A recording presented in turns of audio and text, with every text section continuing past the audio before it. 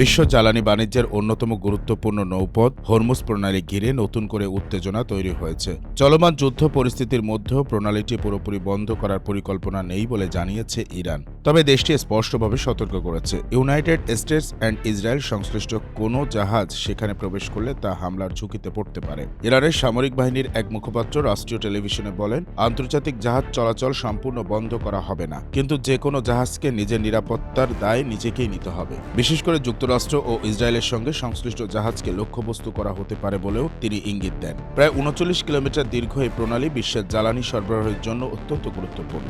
বৈশ্বিক তেল পরিবহনের প্রায় ১/৬ এবং তরলীকৃত প্রাকৃতিক গ্যাসের বড় একটি অংশ এই পথ দিয়েই বিশ্ববাজারে পৌঁছায়। ফলে এখানে সামান্য অস্থিরতাও বিশ্ব অর্থনীতিতে বড় প্রভাব ফেলতে পারে।